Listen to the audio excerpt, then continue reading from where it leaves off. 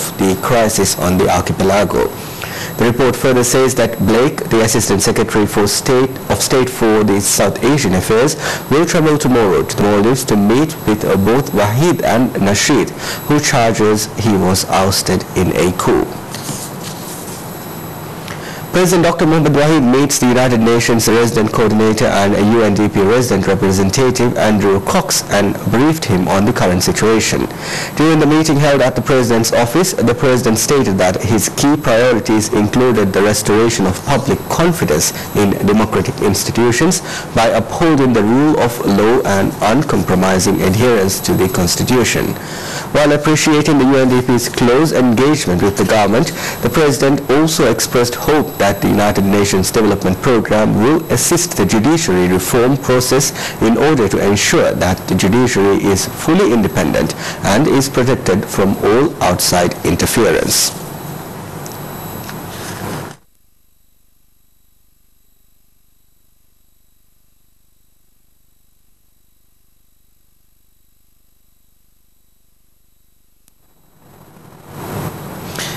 President Dr. Mohammad Wahid also met with the Malé City Mayor Mazan Al-Malik. At the meeting held at the President's office, the President said that the government is in need of more time to resolve the current situation in the country.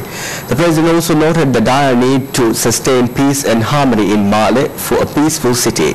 Speaking at the meeting, the Mayor said he will work to restore unity in the city and to protect its peace and harmony.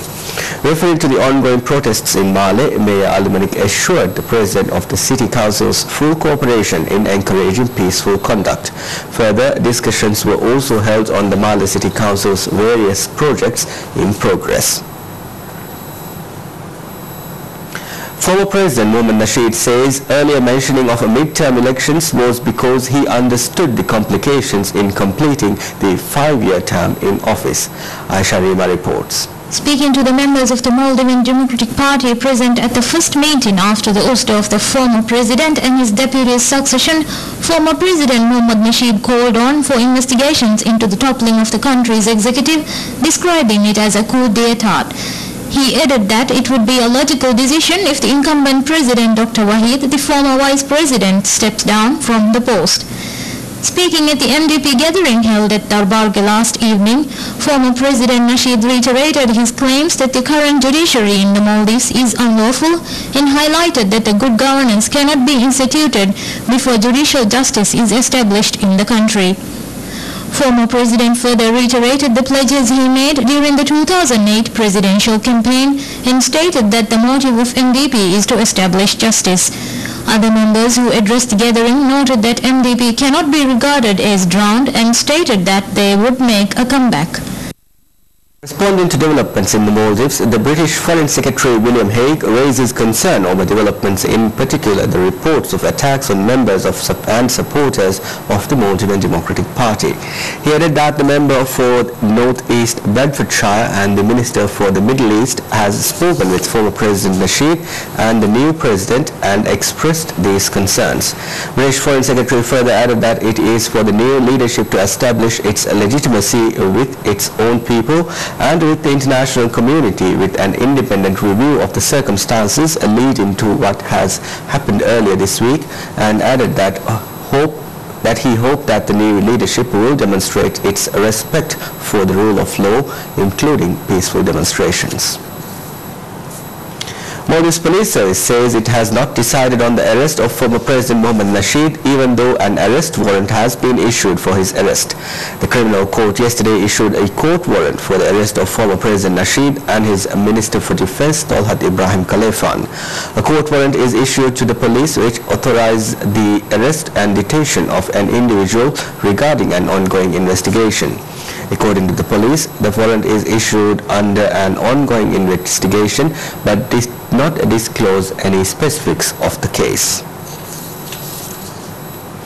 Following vandalism on state property by supporters of the Maldivian Democratic Party, 70 people are taken into police custody. Some of the people who were detained include councillors of the Adju City Council. The demonstrations began as peaceful protest, but later the demonstrators clashed with police and military personnel. Some members of parliament representing Adju City were also seen on the front lines of the demonstrations in Adju City. Rioters attacked and burnt down all police stations and courts in Adju City, except a police station in Hulumidu and a courthouse in Midu. Speaking to TVM News, Police Chief in Adju City, Yunus Sabah, said the arrests were backed by evidence. He said many of the suspects were in hiding and said some of the suspects included underage children.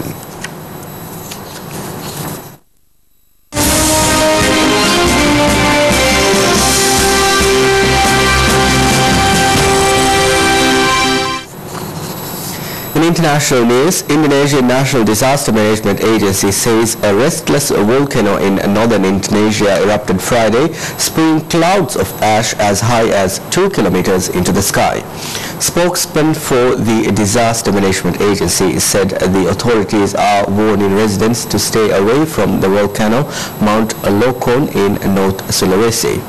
A 2.5-kilometer exclusion zone had already been set up around Mount Lokon, which had been showing signs of activity in recent days. A series of eruptions by Mount Lokon in July prompted the evacuations of thousands of local residents. The volcano also erupted in October and December. Indonesia is located on the Ring of Fire, an arc of fault lines circling the Pacific Basin that is prone to frequent earthquakes and volcanic eruptions. U.S. Republican presidential candidate Rick Santorum accuses President Barack Obama of actively seeking ways to allow Iran to gain a nuclear weapon. Santorum drew connections between the administration's opposition to the Keystone Pipeline project, which would bring oil from Canada to U.S. refineries, and American dependency on foreign oil and U.S.-Israeli relations. The U.S. doesn't purchase oil from Iran, but its allies do. Pulling Iranian oil from the world market would wreak havoc on oil prices in the US and elsewhere.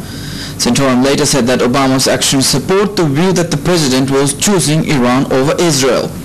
He accused US Defense Secretary Leon Panetta of divulging sensitive information about Israel's plans to strike Iran and then invited scorn upon the Jewish state from the rest of the world.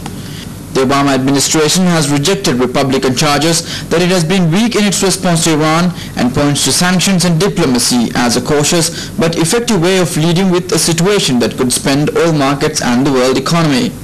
The Obama campaign responded to Santorum's remarks by reiterating its position that more pressure than ever has been placed on Iran and that the president has led the international effort to sanction Iran. Obama said this week that Israel had not decided whether to launch a strike against Iran and that he hoped the nuclear standoff could be resolved through diplomacy. However, the president also said the US has planned a range of options and was prepared to exercise them if necessary. Syrian parliament completes the draft of Syria's new constitution. According to Badri Jamil, a member of the Constitution Committee, the new constitution will bring about new political landscape and new party structure to Syria. The draft constitution contains 156 articles. More than half of the original documents have been cut or rewritten. The principles that the sovereignty of the country should be maintained, that all power belongs to the people, and that all parties are equal as provided in the preface of the new constitutions will no longer be altered.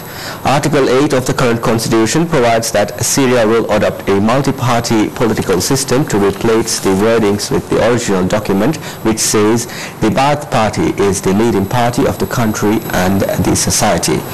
According to the draft constitution, Syria will practice semi-presidential system. The president will be elected for a term of 7 years, renewable once. The president and the Congress will be directly elected by the people.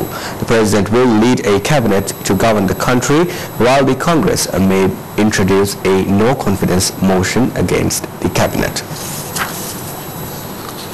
The United States military formally opens thousands of jobs to women in units that are closer to the front lines than ever before, reflecting what already has been occurring as female American soldiers fight and die next to their male comrades. The new rules affecting thousands of jobs will break down more of the official barriers that have restricted military positions women can take. The new rules are sent to Congress, and if lawmakers take no action after 30 work days, the policy will